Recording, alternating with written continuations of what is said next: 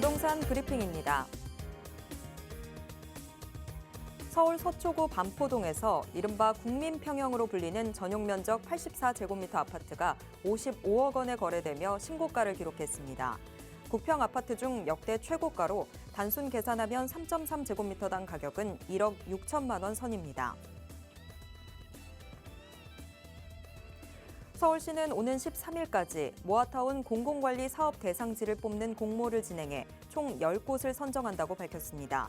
시는 신청을 받은 뒤 사전 검토회의와 선정위원회 심의를 거쳐 오는 11월 대상지를 발표할 예정입니다. 하반기 서울 도심 내 조단위 정비 사업이 줄줄이 시공사 선정에 나설 예정입니다. 건설 경기 부진과 공사비 급등으로 재개발, 재건축 등 수주에 소극적이던 건설사들의 움직임도 분주해지고 있습니다.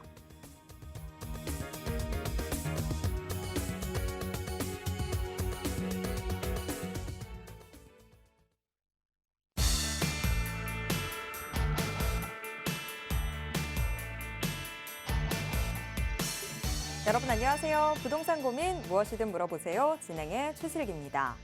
중산층이 대출을 받아서 살 수 있는 주택이 올해 2분기 하위 8.2%를 기록해서 4년 만에 최고 수준에 도달했다고 합니다. 기준금리 인하에 대한 기대감이 시중금리에 반영이 되면서 벌써부터 대출금리가 떨어졌기 때문인데요. 실수요자들의 내 집 마련 소식만큼 듣기 좋은 소식은 또 없는 것 같습니다. 자, 과연 이런 추세가 계속해서 이어질 수 있을지 오늘도 저희 방송과 함께 하시면서 시장의 흐름들 발빠르게 체크해 보시기 바랍니다. 그리고 부동산에 대한 궁금증 있으신 분들은요. 지금 바로 02-2638-3971번으로 전화 주시거나 샵 3989로 문자 보내주시기 바랍니다. 저희가 빠르고 정확한 답변 드릴게요. 자, 그럼 부동산 고민 무엇이든 물어보세요. 지금 바로 시작합니다.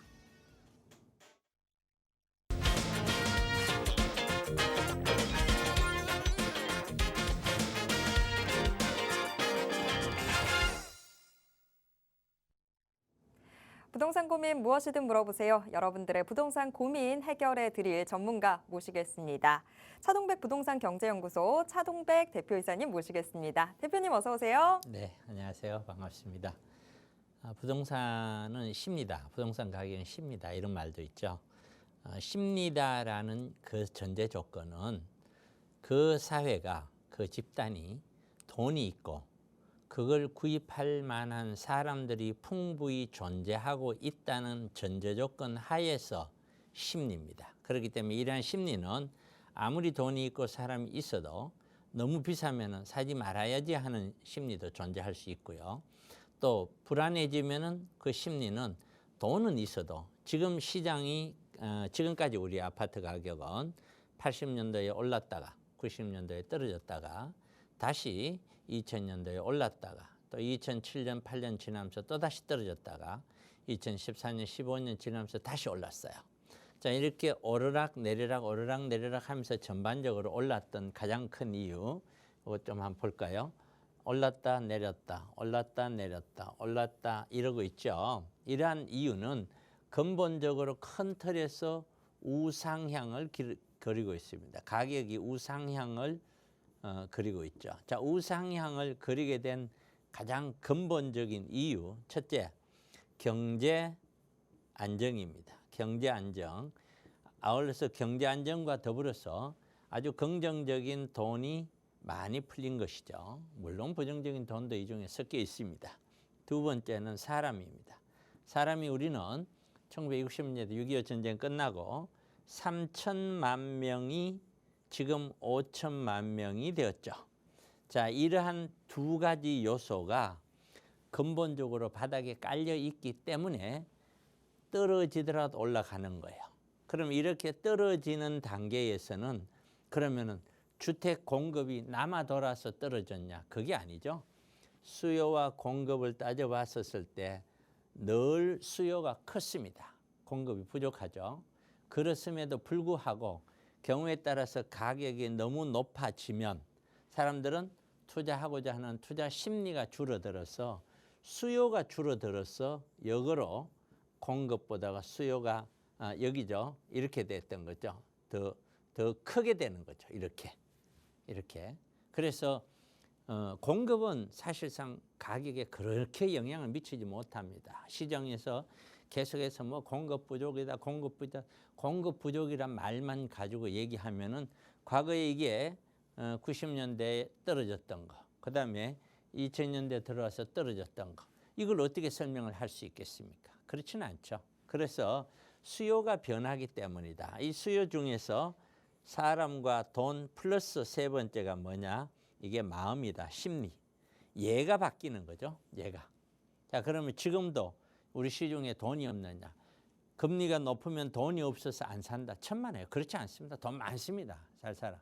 그러면 금리가 내려오면 돈이 더 많아지니까 더 많이 산다. 그렇지도 않습니다. 그거하고는 관계가 그렇게 심하지 않아요. 어떤 논문을 보더라도 그렇게 자료가 된 데는 없습니다. 그러면 부동산 정책 쓰기 너무 쉽게요.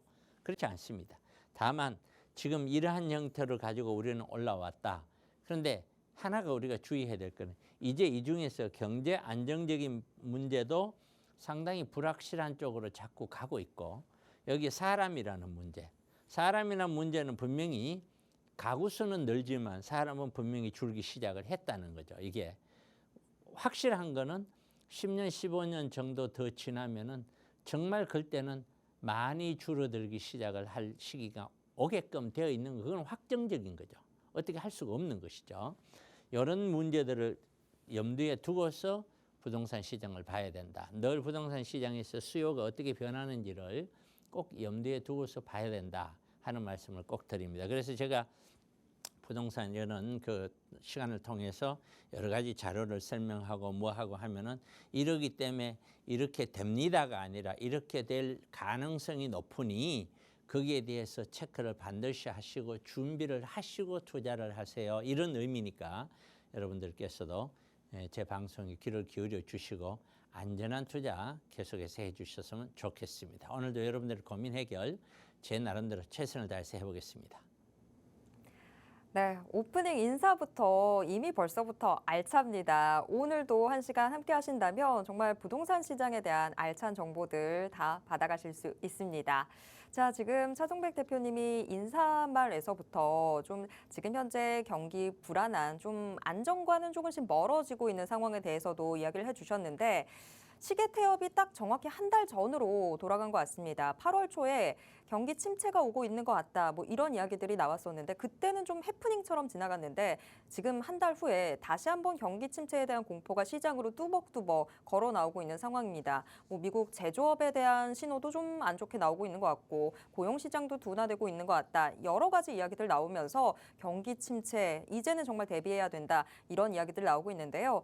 우리가 부동산 시장에서도 경기 침체에 당연히 대비를 하셔야 되겠죠. 하지만 이게 내가 지금부터 하려고 하면 너무 어려운데? 라는 생각이 분명히 드실 겁니다. 하지만 그래서 차동백 대표님께서 관련된 세미나 지금 준비해주고 계십니다. 자, 어떤 분들 오시면 좋을지, 어떤 내용 들을 수 있는지 대표님 자세한 소개 부탁드립니다. 네, 제가 세계 경기 침체가 무조건 갑니다.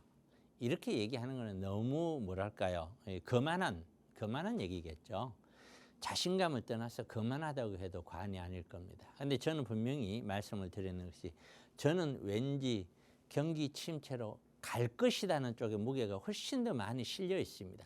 100%는 아니지만 경기 침체가 갈 것이다라고 준비를 했다가 안 가면은요. 그것이 차라리 낫죠. 안 갈 것이다라고 준비를 했다가 가면은요. 대책이 없죠. 그때는. 항상 그래서 저는 투자자들이 우리 시청자분들이 투자를 하시는 데 있어서 늘 좀 안정적인 측면을 좀 과다하게 준비를 하셔라. 이렇게 저는 권장드리고 있습니다. 그래서 이런 제목을 다룬 거죠. 우리 경기 침체에 대비를 하자. 이 침체의 기준이 왜 침체가 돼? 침체가 된다고 돈이 없어지는 게 아니에요. 경기 침체가 되면은 오히려 돈은 더 많이 늘어나요. 더 많이.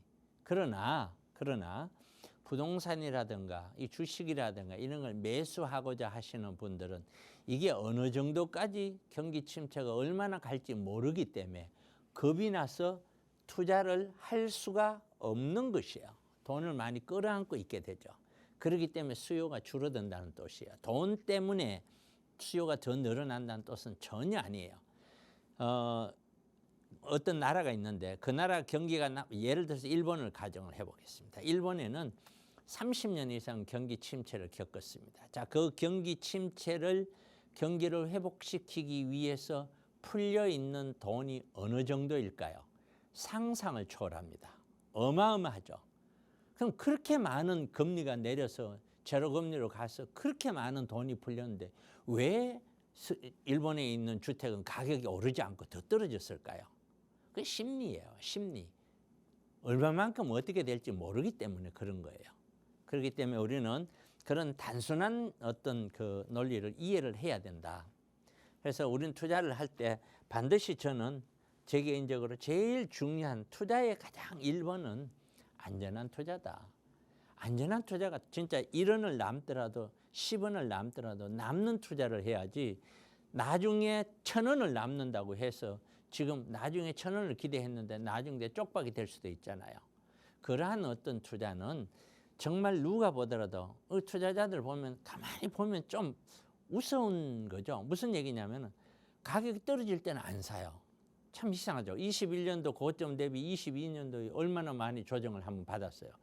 20% 30%씩 조정받아요. 그럼 또 안 사요. 근데 올라가면 다시 사요. 이게 가만히 생각해 보시면은 투자자들이 완전히 잘못 행동을 하고 있는 거죠. 떨어지면 사야죠. 올라가는데 사면은 그게 마진이 제대로 먹겠습니까? 그런 어떤 무리한 투자는 절대 하시지 말라라고 저는 권하고 싶고, 그래서 지금의 가격은 모르겠습니다. 어떻게 볼지는 몰라도 예를 들어서 이런 아파트 가격인데 여기에 8억짜리 아파트가 있다고 가정을 얘만 보면은 야, 이거 이 가격 그렇게 비싼 게 아니야. 이건 더 올라갈 수 있어. 이렇게 보일지 모릅니다. 그런데 이것으로 인하여 위에 청청이 그 위에 아파트가 기다리고 있죠. 15억짜리 있고 20억짜리 있고 25억짜리 있고 30억짜리 있죠. 이게. 그런데 얘 8억짜리는 8억 가만히 있는데 얘 30억짜리 자기만 40억, 50억 그렇게 갈 수가 없는 것이거든요. 계단식으로 밑에서 떠받쳐 주지 않으면 절대 못 가는 거예요. 이게. 그다음에 가격이 내려올 때도 그럼 50억짜리가 떨어져서 50억짜리가 30억이 간다고 해도 그건 누가 사겠습니까? 살 사람이 몇 명이나 있겠어요? 없죠. 중요한 거는 이 밑에 바닥입니다. 이 바닥권역에 있는 아파트 가격들이 빠지기 시작하면은 전체 아파트가 내려주지 않는다라고 이해하시면 거의 맞을 겁니다. 자, 그러한 걸 보면은 지금 현재의 가격은 글쎄요. 과연 뭐 모든 사람이라고 얘기할 수는 없겠지만 지금 이 가격을 사서 정말 마진을 먹을 수 있을까요? 지금 이 가격을 15억 주고 또는 20억 주고 샀는데 이게 마진을 먹으려면 얘가 18억이든 20억이든 가야 될 거 아니에요? 그러면 그거를 누군가가 매수를 해줘야죠. 내 물건을 사줘야 내가 그 갭이 3억이든 얼마든 내가 스스로 먹을 거 아니에요, 갭을.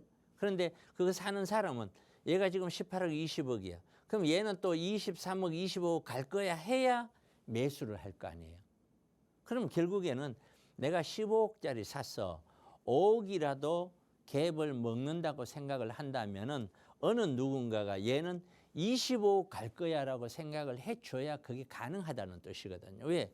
다른 사람도 다 나만큼 똑똑하니까요. 모든 사람들이 저한테 와서 상담할 때 이런 얘기들 합니다. 가만히 생각해 보세요. 선생님 요거 요 정도 샀다가요.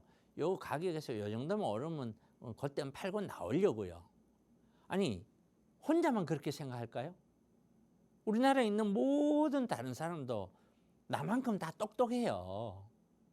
나만큼. 누군가는 내 거를 사줘야 내가 그만한 마진을 먹는다. 오른 가격에 사줘야. 그럼 그 사람은 그 오른 가격보다 더 올라간다는 확신이 있어야 사는 거예요. 이게. 그러니까 지금 현재 상태는 저는 아무리 보더라도 굉장한 바람이라는 것이죠. 이게. 그러니까 주의를 해야 된다는 뜻이에요. 이 바람이 계속 불지 어떨지는 그거는 뭐 신만이 알죠. 부처님이나 뭐 우리 인간들이 알 수 있는 세상은 아니죠. 그러나 분명한 건 여러분들도 한번 생각해 보십시오. 지금 현재 부동산 가격이 이 가격을 앞으로도 10년, 20년, 30년 계속해서 지탱할 수 있는 가격이라고 보는지 한 번쯤은 그렇게 생각해 볼 필요가 있다. 그래서 지금 보면은 우리나라 부채가 너무너무 많아요. 가계부채도 엄청나거든요. 이러한 빚더미에 있는 아파트다. 지금 현재는. 지금 현재 이런 아파트, 여기에 있는 아파트들은 거의 대다수가 대출을 안고 있단 말이에요. 위로 갈수록 여기는 대출이 없어요. 비싼 20억, 30억짜리 가면 대출이 거의 없어요. 이게. 그리고 연세가 다 드신 분들이 주로 많고요. 그러니까 밑에서부터 받치고 있는 거는 이거 전부 대출이거든요. 빚이거든요. 여기가 흔들려 버리면 전체가 흔들릴 수가 있다. 그래서 저는 계속해서 안정적인 투자를 해라, 안정적인 투자를 해라라고 계속 얘기를 하는 거예요. 그러나 이 가격이 충분히 내려오고 나면 그때는 공격적으로 해도 돼요. 과거에 제가 2007년도 고점을 찍고 2011년 지나면서 12년 차부터는 공격적으로 해라라고 내가 얘기했거든. 그때부터 제가 17년도 사이에는 정말 많은 분들에게 물건을 구입해라 그러고 물건을 많이 구입해 줬어요. 걱정하지 마라. 떨어져도 걱정하지 마라라고 얘기한 적이 있었거든요. 그런 것처럼 우리는 경기 침체에 대해서 어쨌든 우리는 경기 침체가 오든 안 오든 약하게 오든 강하게 오든 저는 침체가 올 것이다라고 보고 저는 가는 거예요. 저도 안 왔으면 좋겠어요. 근데 오게 되면 우리는 어떻게 해야 되나? 그래서 제가 세미나를 하는 거죠. 내일, 모레, 금요일, 토요일 매주 1시에 시작을 합니다. 1시 전에 입장을 해 주셔야 되고 7호선이에요. 저희 사무실은 7호선 논현역 6번 출구에서고 1분 거리이기 때문에 오시기가 좋을 겁니다. 여러분들께서도 세미나를 올 때 나는 왜 세미나를 가는가? 저 세미나에 가서 나는 무엇을 들을 거냐? 어떤 게 나에게 필요하냐? 이런 생각을 가지고 오시는 것이 굉장히 좋습니다. 어떤 분들은 오면 그냥 들어보려고요. 아니 그냥 들을 것 같으면 집에 되고 맛있는 거 먹고 놀지 뭐 하려고 오겠어요? 저는 그런 분들 그렇게 좋아하지 않아요. 내가 진짜로 왜 거기 가서 나 이러이러한 가려움이 있는데 그거를 차동백이한테 가서 물어봐야지. 내가 이러이러한 생각을 갖고 있는데 이게 맞는지 차동백이 생각은 어떤지 한번 물어봐야지. 이런 걸 가지고 오셔야 되지 않겠어요? 그런 분들은 저는 너무나 환영합니다. 무료 세미나니까 또 자유롭게 제가 또 얘기를 할 수 있고 세미나 시간도 길게 갑니다. 짧게 하지 않아요. 그래서 많은 분들께서 내일 모레 참가하셔서 좋은 세미나 될 수 있게 여러분들도 평생 저 만난 것을 후회하지 않게 그런 좋은 세미나 해드릴 테니까 많이들 접수하시고 오셨으면 좋겠습니다. 네, 세미나 양일간 이뤄집니다. 매주 금요일, 토요일 오후 1시에 열리는데요. 이 세미나 참여하고 싶으신 분들은요. 02-2638-3971번으로 지금 바로 전화 주시기 바랍니다. 어떻게 참여하실 수 있는지 저희가 상세한 안내 도와드리도록 하겠습니다. 자, 그리고 같은 번호로 지금 부동산에 대해서 고민 있다 하시는 분들도 전화 남겨주시기 바랍니다. 여러분들의 부동산 고민 해결도 도와드리겠습니다. 바로 지금부터 여러분들의 부동산 고민 상담해 드릴 텐데요. 자, 지금 전화 연결이 되어 있습니다. 전화 바로 받아보도록 하겠습니다. 여보세요? 네, 여보세요? 네, 안녕하세요. 네, 안녕하세요. 네, 어떤 부동산 고민 있으세요? 여유자금 2억 있는데요. 어디다 투자하면 좋을까 하고. 네. 자, 여유자금 2억 5천이요. 네네. 네, 요거 어디에 좀 투자를 해볼까? 요게 고민이 되신다고요? 네네. 혹시 뭐 눈여겨보신 데는 있으세요? 네, 평촌 쪽하고 또 상계동 이주구가 빌라고 재개발하는 데가 있더라고요. 재건축. 네. 상계 2구역 이쪽이 네, 지금 이지구, 상계 이지구. 뉴타운에서 굉장히 핫한 곳이죠. 네. 자, 요쪽이랑 평촌이랑 요렇게 좀 눈여겨보시는 상황인데 어디가 더 좋을지 고민이 되시는 거죠? 네네. 네, 알겠습니다. 대표님은 지금 어떻게 보고 계시는지 바로 여쭤보도록 하겠습니다. 네. 안녕하세요. 네, 안녕하세요. 그러니까 하나는 얘는 네. 서울 쪽에 있는 거는 재개발이고 네. 네. 그다음에 이 평촌 쪽에 있는 거는 일반 아파트예요. 그렇죠? 네. 그러니까 그 아마도 이제 재건축 뭐 선도지구로 선정을 했다고 하더라고요. 여 동안구 여기 있는 아파트가요? 예, 이거 목련 아파트. 목련 아파트 보셨어요? 네. 목련 아파트 같으면 그 앞에 그 범계역 있는 쪽에 예, 번개역이요. 네, 목련 아파트 보셨군요. 목련 네. 아파트 얼마 하던가요? 한 4억 4억 정도. 정도. 예, 그래 예. 갭 투자 거긴 갭 투자하면 좀 2억 원 조금 넘게 들어가더라고요. 전세가 얼마 정도 있던가요? 뭐 2억 천에서 2억 뭐 2억 천 얼마 정도. 예. 여기 재개발 쪽에 혹시 물건 본 거 있나요? 아니 지금 알아보고 있는 거예요. 알아보고 계시군요. 예, 예. 자, 이게 이제 이거는 어떤 정답은 없어요. 네. 정답 없는데 이제 제 개인적인 의견을 드릴게요. 네. 이 차이가 뭐냐를 일단은 첫째, 일단 아파트는요. 네. 목련이든 이런 아파트들은 오래되었지만 30년 다 됐지만 그러나 일반적으로 사람들이 거주를 하기에 좋아요. 예, 글쎄. 그렇죠. 그러면 네. 두 번째, 저런 이제 상계 같은 어떤 다세대 빌라에 있는 이런 재개발은 거주를 하기가 참 불편해요. 예. 이게 그래서 오래되면 정말 오래된 데는 어떤 데는 거주자가 안 들어와서 네. 경우에 따라서는 거주자가 없어서 비워놓고 재개발을 가는 경우도 생겨요. 네. 일단은요. 그런 네. 차이가 하나 있고요. 그다음에 두 번째는 상계동 쪽에 있는 얘는 상계 2구역 같은 경우에는 네. 이미 관리 처분을 눈앞에 두고 있어요.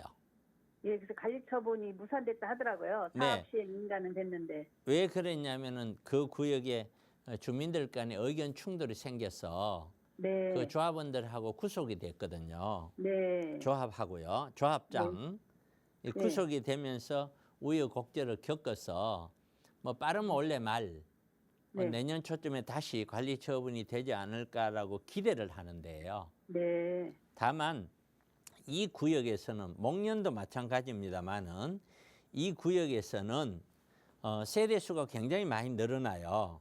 네. 2,200세대 정도 늘어나는데 문제는 뭐냐면은 네. 이 중에 약 한 500세대가 임대주택이고요. 네. 그리고 소형 아파트 단지가 돼요. 네. 20평대하고 30평대만 있는 게 아니고 네. 그 밑에 세대 수가 굉장히 많아요. 한 절반 정도 가까이는 20평, 30평보다 더 작은 세대 숫자로 많이 갈 수 있어요. 상계동이요? 예. 네. 세대가 그러니까 뭐냐 보통 20평대, 30평대, 40평대, 50평대 이렇게 섞이는 게 아니고 네. 30평대가 거기는 제일 커요. 네. 40, 50평대는 아예 없고요. 네. 그러면서 재개발이라서 혜택을 받으려고 세대 수를 늘리다 보니 일반 그 임대주택만 500여 세대를 넣어야 돼요. 네. 이게 그러다 보니 일단 다 입주 후에도 여기가 그렇게 보통 사람들은 임대주택 많이 들어있으면 싫어하잖아요. 네. 그런데 그렇지 않으면 사업성이 별로 안 나오니까 네. 넣기는 넣는데 입주 후에도 과연 얘가 그렇게 좋을까? 그다음 그런 문제가 하나가 있고요. 네. 그다음에 두 번째는 얘는 어느 정도 추가 부담금이 나올지 몰라요. 한 4억 얼마 정도 나온다 하던데요. 그거는 그 사람들이 하는 얘기고요. 네. 모르잖아요. 지금 물건을 본 것도 아니고 네. 그거는 그 사람들이 하는 얘기예요. 나와야 나오는 거예요. 네. 공사비라든가 이런 것들이 요즘 많이 비싸잖아요. 네. 이 공사비를 감안해서 서울의 반포 쪽에 모 단지는 돈을 오히려 6천만 원, 1억 받는다고 그랬는데 7억을 더 내라라고 나왔거든요. 네. 또 저기 상계동하고 그리 멀지는 않습니다. 장애유타운 안에서도 2억에서 3억 더 내라 그러고 나왔고요. 네. 이런 문제들이 곳곳에 파열음을 일으키고 있거든요. 네. 그렇기 때문에 단지 거기서 이야기하는 중개사들 이야기 듣고 그렇게 된다라고 확정하면 안 돼요. 네. 절대로. 그렇기 때문에 이 구역에 지금 현재 가면은 가격이 비싸지는 않아요. 예, 글쎄 피가 비싸요. 7천 붙었다 하더라고요. 얼마요? 7천이요. 예. 그러니까 재개발 구역의 프리미엄 7천이라는 거는 정말 거의 안 붙은 거하고 똑같아요. 글쎄 싸서 별로. 예, 굉장히 저렴한 거예요. 네. 가격은. 그런데 그 왜 7천이 붙었느냐, 7억도 아니고 네. 거기에 대해서는 이해를 하고 들어가셔야 돼요. 네. 7천이라고 하는 거는 그만큼 미래의 사업 진행이든 어떤 추가 부담금이든 위험한 내용들이 많이 있다 이 뜻이에요. 네. 7천인데 사람들이 이걸 모르겠어요. 그럼 사람들 다 사야죠. 네. 그럼 프리미엄이 훨씬 더 올라가겠죠. 네. 그런데 지금 그 정도밖에 없는 그런 위험을 내포하고 있다. 그다음에 목련은 어떤 네. 내용이에요? 이거는 그냥 지어지는 오래된 아파트인데 얘는 네. 재건축이잖아요. 재건축하고 리모델링 그 추진 중인데 그 갈등이 일어난다 하더라고요. 네, 주민들과. 그게 왜 그러냐면은 기본적으로 얘가 재건축을 하기에는 신도시들이 거의 대다수의 아파트들이 재건축을 하려면은 이렇게 뭐 일반 분양하는 물량들이 좀 많이 나와야 돈이 남잖아요. 네. 그래야 조합원들이 돈 얼마 안 내고 가잖아요. 네. 그러려면 현재 중저층으로 용적률이 좀 낮게 있어야 되거든요. 네. 근데 신도시는 거의 대다수가 다 용적률을 거의 다 찾아 먹었어요. 네. 그러니까 그걸 선도 지구가 됐든 뭐가 됐든 약간의 어떤 그 혜택은 받을 수 있을지 몰라도 그렇다고 완전히 폭발적으로 그 있는 사람들이 돈이 엄청나게 많이 남는 그런 어떤 재건축을 기대하면 안 돼요. 네. 그렇기 때문에 그것 또한 우여곡절을 좀 더 겪어봐야 돼요. 네. 얘도 그렇고 쟤도 그렇고 둘 다 지금 좀 애매한 거 굉장히 불안스러운 형태를 가지고 있는 거예요. 추천할 만하지는 않나 보네요, 대표님은. 아, 그럼요. 저는 네. 방송 보셔서 알겠지만 네. 지금 현재 상태에서 저는 아파트는 추천을 어떤 아파트도 서울에 있는 건 거의 추천을 안 해요. 어떤 그럼 아파트도 어디쯤 다 마찬가지예요. 투자할 만한 곳이 있나요? 그러니까 추천할 곳. 어떤 추천을 저는 하진 않아요. 우리 네. 사무실에 와도 저는 추천은 안 해요. 네. 그런 것들은 개별적인 어떤 왜냐하면 투자자들이 다 상황이 다 달라요. 네. 이건 투자자들 이야기를 해서 개별적으로 상담을 해보고 다 들어봐야 돼요. 네. 다 들어보고 아 이분은 어떻게 했으면 좋겠다 하는 조언은 해드릴 수 있어도 네. 이 동네 가서 사세요. 그러면 돈이 됩니다. 이런 추천은 여태까지 한 번도 해본 적이 없어요. 20년 동안. 그러시군요. 전반적인 거. 그래서 그 추천 이전에 세미나 오셔서 전반적인 그 이야기를 한번 듣는 것이 좋을 것 같고 어쨌든 이 내용은 네. 저라면 그래요. 굉장히 둘 다 지금 네. 목소리 들어보면 연세도 좀 있으신 것 같은데 네, 네. 쉽게 60대 후반이에요. 쉽게 투자할 일은 아닌 것 같고요. 첫째는 제 세미나에 와서 한번 들어보고 나름대로 판단을 해라. 네. 둘째는 만약에 안 오신다면은 적어도 1년 정도는 더 기다려 봐라. 네. 오르면 오른 대로 네. 내리면 내린 대로 제 생각이 맞다면 네. 1년 정도 기다려 보면은 세계 경제가 침체로 확실히 가든지 아니면 안 가든지 뭔가 의사 결정이 될 것 같다는 거죠. 네. 근데 1년 정도 기다렸더니 전체적인 세계가 안정을 찾고 간다. 그러면 그때는 매수를 할 타이밍이 생겨요. 네. 근데 1년 정도 기다렸더니 지금부터 세계 경제가 더 어려워지고 더 문제가 되더라. 네. 그러면 더 기다리는 게 맞겠죠. 네. 네, 이런 형태의 투자는 그래요. 그래서 네. 지금은 월세 나오는 형태의 투자는 이거는 하루라도 기다릴 필요가 없어요. 네. 하루라도 빨리 하는 게 유리해요. 그럼 이거는. 그러나 지금 저는 그냥 이거는 갭 투자해서 예? 갭 투자해갖고 네. 조금이라도 월세 나오는 거 있으면 하고 싶어갖고 그러거든요. 그러니까요. 이러한 어떤 갭 투자 중심의 어떤 투자는 네. 갭 투자 중심의 어떤 투자는 지금은 뭐든지 조심해야 된다. 네. 그러나 월세 형태의 투자는 물건만 잘 사면은 절대로 조심할 필요 없다. 빨리 하루라도 빨리 많이 사는 것이 맞다. 네. 이런 형태로 제가 설명을 드릴 테니까 꼭 네. 힘드시더라도 세미나 한번 오세요. 네. 여기가 지금은 어쨌든 부산이거든요. 결론은 부산. 그겁니다. 1년 정도만 이런 형태 같으면 참아봐라. 네. 만약에 월세 형태 투자라면은 1년 기다릴 필요 없다. 바로 좋은 물건 있으면 사라. 네. 이게 최종적인 결론이에요. 그럼 이런 목련 아파트 그런데 월세를 끼고 사면 그거를 어때? 월세를 반전세. 끼고 사면 돈을 그만큼 많이 줘야 될 거 아니에요. 예, 반전세 그런 거야. 그러니까 그렇게 했었을 때 이게 어떤 수익률이 나오냐라는 거예요. 예. 그렇게 해 갔는데 예를 들어서 그렇게 가다가 아파트가 떨어져 버리면 그 월세가 무슨 의미가 있어요. 네. 그렇죠. 그렇군요. 네네. 그런 거예요. 그래서 말씀드리는 거니까 참고하세요. 네. 네, 고맙습니다. 네, 감사합니다. 네. 수고하세요. 네, 우리 시청자분 두 개의 선택지 안에서 고민을 하셨는데요. 지금 뭐 서울 노원구의 상계 2구역이냐 평촌이냐 이게 중요한 게 아닌 것 같습니다. 일단 좀 경제 상황이 어떤 흐름을 보이게 되는지 이게 먼저 좀 구체화가 돼야 우리가 어떤 선택지든 결정을 하게 될 것 같은데요. 마음 조급하게 생각하지 마시고요. 1년 정도 기다려 보시는 거 추천드리도록 하겠습니다. 자, 계속해서 다음 시청자분 만나보도록 하겠습니다. 지금 전화 연결되어 있는데요. 전화 받아볼게요. 여보세요? 여보세요? 여보세요? 네, 안녕하세요. 예, 안녕하세요. 네, 어떤 부동산 고민 있으세요? 예, 여기 저는 지금 지방 충청도거든요. 네, 안녕하세요. 네, 예, 안녕하세요. 그래서 아파트 대출로 해서 한 1억 5천이나 2억 정도 나오는데 네, 이 돈을 가지고 제 딸이 이제 사회 초년생이에요. 네. 이제 시골이니까 월급도 많지 않고 그래서 이제 돈을 열심히 모으고 있는데 내가 이 대출 내주면서 이자를 딸한테 갚으라 그리고 해가지고 이제 투자를 하는 것이 맞는 건지 또 어디다 어떻게 해야 하는지 모르겠고요. 네, 그리고 만약에 뭐 투자를 한다 해도 저희 딸이 한 24살이거든요. 이제 사회 초년생이니까. 네. 그래서 나중에 결혼하면 신혼부부금에도 요새 많잖아요, 혜택이. 그래서 이제 투자를 해야 돼. 그런 고민도 있어요. 나중에 혜택을 못 받을까 봐. 네. 자, 지금 고민 너무 많으신 것 같은데 그러면 일단 예. 여유 자금이 전체 총 어떻게 되시는 거예요?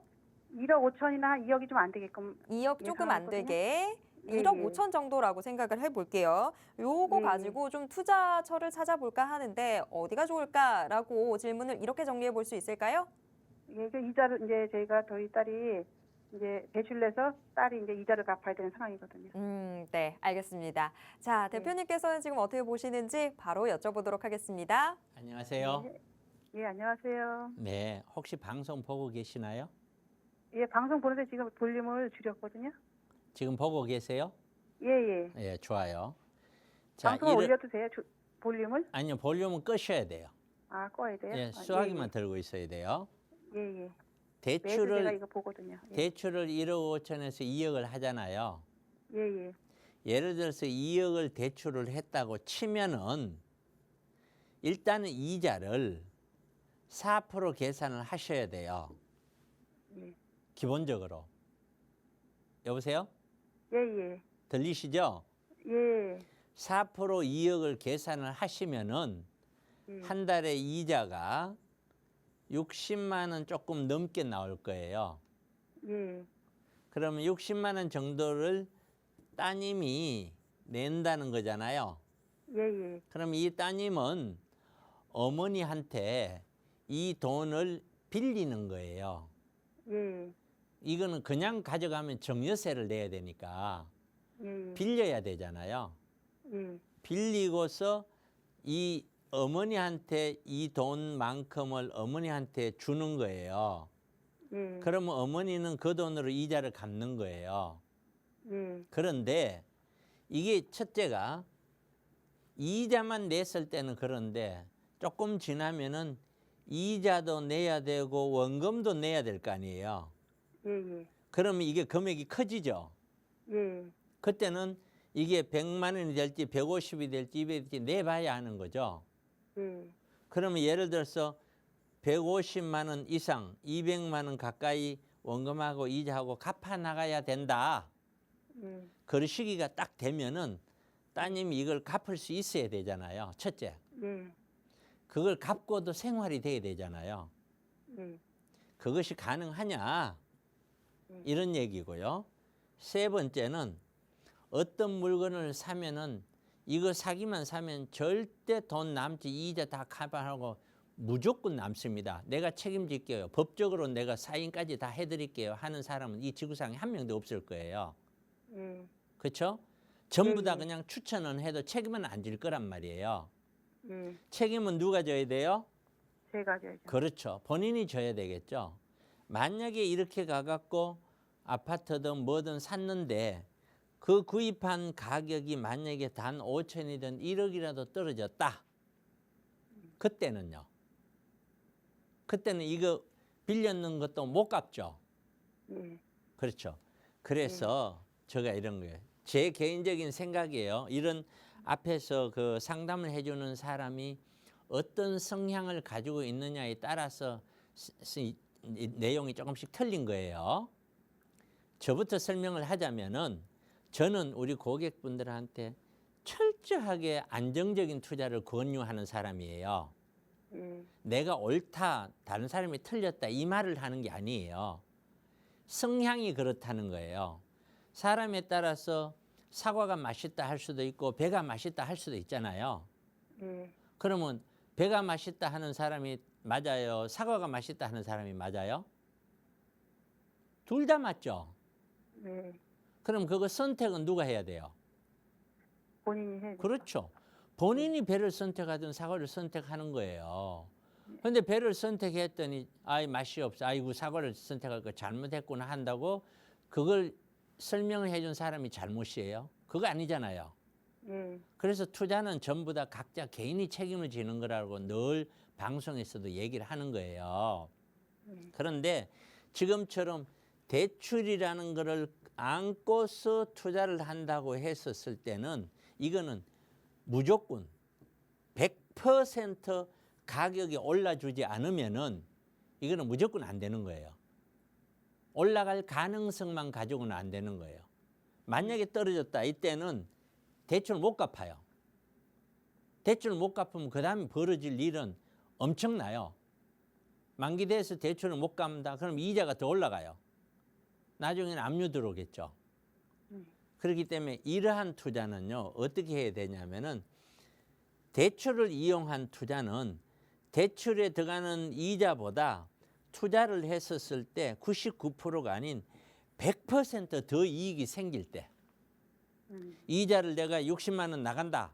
그러면 이걸 하면은 이자 빼고도 나는 무조건 100만 원 받으니까 이자 빼고도 40만 원 남는다. 무조건. 이렇게 남을 것이다가 아니라 무조건 남게끔 그런 형태의 투자 형태가 딱 있으면 모를까. 그러기 전에는 하시면은 안 된다. 대출을 이용한 투자는. 이해 가시죠? 예. 예. 그래서 저는 대출을 이용한 투자를 반대하는 사람이에요. 그다음에 둘째는 따님이 혹시 청약을 들고 있나요? 예. 아직 나이가 지금 24살이 그렇다면 굉장히 나이가 어리기 때문에 저는 그래요. 물론 서울에 계시나요? 아니 지방에 여기 충청도에 있어요. 따님도? 예, 같이 아, 살아요. 그러시군요. 그러면은 너무 조급하게 생각하시지 말고요. 알다시피 그 지방 쪽에 되고는 아파트 가격이 너무 부담되고 그렇지는 않잖아요. 예. 서울처럼 뭐 10억, 20억, 30억 가는 게 아니잖아요. 예. 그러니까 마음 조급하게 생각하시지 말고 차곡차곡 모아 가시면은 따님 나이가 있으니까 나중에 30대가 하고 결혼하고 하더라도 지방에서는 너무 걱정 안 하셔도 돼요. 서울이 걱정이지. 그러니까 지금 이렇게 무리를 해서 하는 시기는 전혀 아니다. 그래서 저는 어느 쪽으로 살 거냐가 아니라 지금은 이런 대출을 이용한 투자는 하지 마라. 그게 제가 말씀드리고 싶은 겁니다. 그 정도 조언할게요. 예, 감사합니다. 네, 고맙습니다. 네, 우리 시청자분 지금 방금 대표님이 드렸던 말씀들 다시 한번 잘 떠올려 보시면서 투자 계획 다시 한번 좀 가다듬어 보시길 바라겠습니다. 자, 이번에는 문자로 들어와 있는 사연 확인해 보도록 하겠습니다. 전화번호 뒷자리 0591 쓰시는 우리 시청자분이 문자 보내주셨는데요. 합정동 투룸 다세대 주택을 매도한 후에 고양시 덕은동의 오피스텔로 이주 좀 어떤지 지금 이렇게 문자를 보내주셨습니다. 자, 오피스텔인데 아예 이주라는 단어까지 좀 쓰셨거든요. 보통 오피스텔 투자로 많이 생각하시는 것 같은데 지금 실거주까지도 같이 고민하시는 건지 일단 문자만 봐서는 잘 모르겠는데 자, 대표님께서는 어떻게 보고 계신지 바로 여쭤보도록 하겠습니다. 합정동에 있는 뭐를 매도한다 그랬죠? 매도한 투룸을 후에 매도하고 그다음에 고양시에 있는 오피스텔로 이주. 가고자 한다. 이런 뜻이죠? 글쎄요.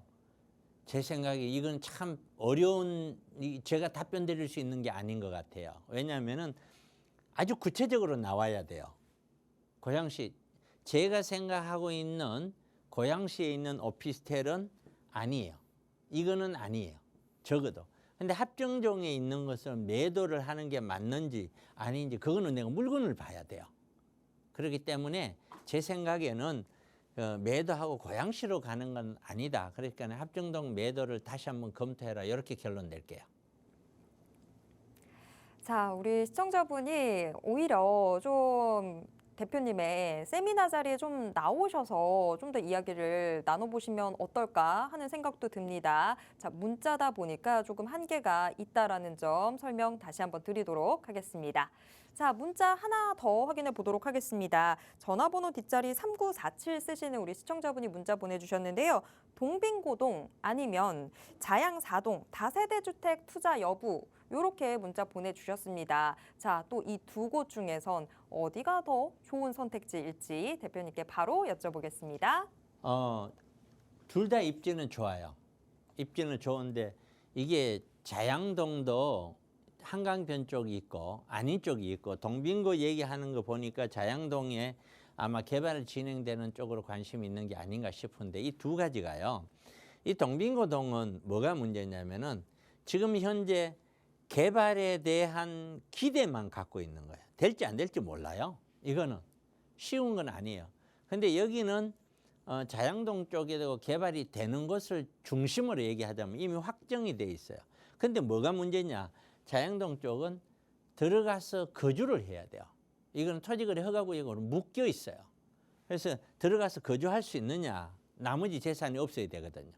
이것이 문제고 동빙고 쪽에 있는 이거는 기대만 있다. 그래서 그 조건에 따라서 어느 쪽으로 가냐 그런 것이 맞지 않냐. 만약에 조건이 맞다면 저는 개인적으로 입지는 용산이고 사람들은 더 많이 선호할지라도 확실히 확정된 쪽으로 가는 것이 좀 더 저는 권해드립니다.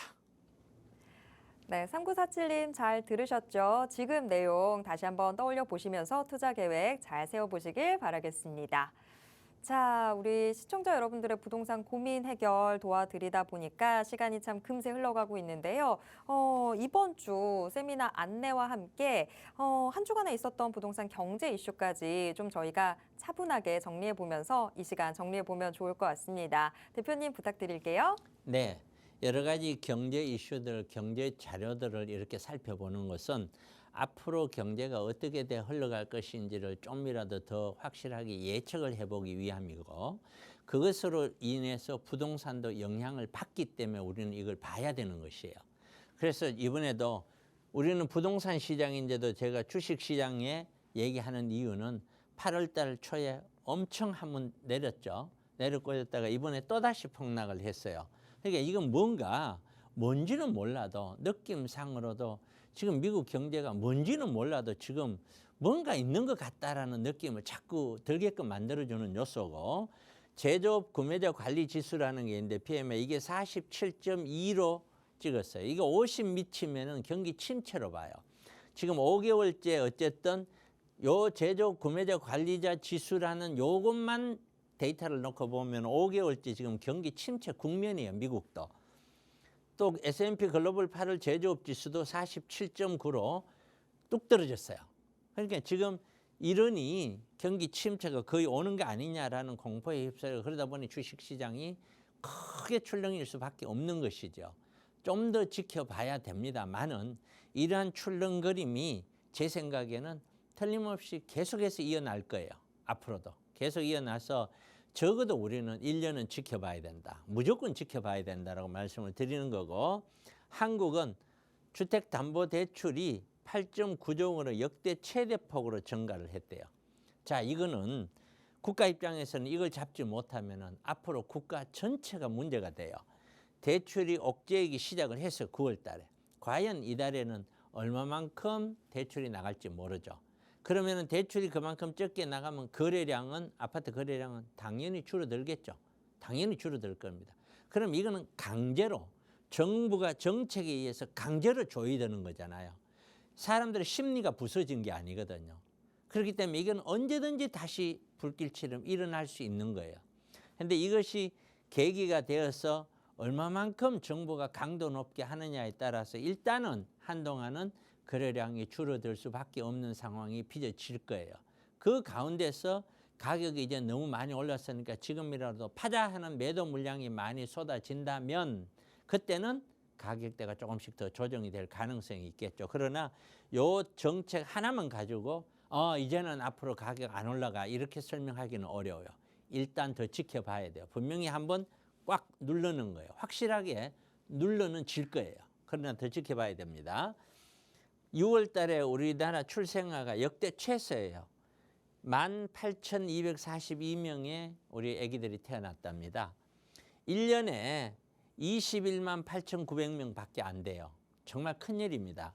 지금 태어난 아이들이 30년 후에 모두 결혼해서 지금처럼 아이를 낳으면은 30년 후에 낳아지는 아이는 10만이 안 돼요. 8만 정도 수준? 이것밖에 안 돼요. 8만이 또 30년 지난 데 놓으면은 우리나라는 이런 식으로 가면은 60년에서 90년 지나면은 대한민국은 사라져요. 이 이야기는 무슨 얘기냐? 국가 입장에서는 세상에 다른 어떤 걸 아무것도 못해도 아기 낳는데 집중화될 수밖에 없게끔 모든 비용이 글로 들어갈 수밖에 없는 상황으로 앞으로 갈 거라는 거죠. 이 상황이 극복되기 전까지는. 그러면 아무래도 아기를 가지고 있는 가정에서는 분명히 그렇지 않은 가정에 비해서 혜택이 훨씬 더 많아질 겁니다. 가면 갈수록 그렇게 할 수밖에 없어요. 우리 시청자분들이 대통령이 됐다 해도 똑같을 거예요. 그거는. 그래서 2달 반짝 늘더니 다시 감소가 되었고 문제는 이겁니다. 우리는 과거 6.25 전쟁 이후에 지금까지 단 한 번도 인구가 줄어드는 시대를 살아본 적이 없습니다. 인구가 이렇게 5천만이 있다가 줄어들면은 도대체 사회에 어떤 현상이 빚어질지 우리는 감이 안 잡히고 상상을 해본 적도 없어요. 이게. 그런데 그것이 무서운 거죠. 우리가 인구가 줄어들면 앞으로 어떻게 될 것이라는 걸 확고부당하게 알고 있으면 좋지만 추측일 따름이에요. 그런데 여기서 오는 충격이 만약에 진짜 커지면은 이것으로 인하여 부동산 시장도 엄청난 충격이 올 수 있다는 거예요. 엄청난 충격. 그러니까 우리는 생각을 하면서 투자를 해야 된다는 거죠. 무조건 할 수는 없죠. 그래서 제가 계속해서 부동산 시장은 제가 봤을 때는 아파트는 서울은 거의 정점에 왔다. 서서히 내려갈 수밖에 없지 않느냐. 이렇게 버티더라도 결국에는 경기 침체를 대비하고 안정적인 투자를 하자. 어떤 국가도 국민을 책임져 줄 수 없어요. 미래는. 그래서 특히 노후에 있는 분들은 수입이 없잖아요. 노후 하시는 분들은 너무 욕심 부리지 말고 월세 형태로 차곡차곡 해서 내가 진짜 노후에 정말 아쉬움 없이 내 생활을 할 수 있는데 재산을 더 늘리는 것이 중요한 게 아니에요. 내 생활 안정이 더 중요하다. 이러한 생각을 꼭 가지시고 투자를 해줬으면 좋겠다. 그래서 저는 경기 침체 미리 대비하는 어떻게 해야 되나. 그래서 매주 금요일, 토요일 오후 1시에 제가 세미나를 합니다. 7호선 논현역에 있으니까 많이들 오셔서 저와 함께 좋은 시간 됐으면 좋겠습니다.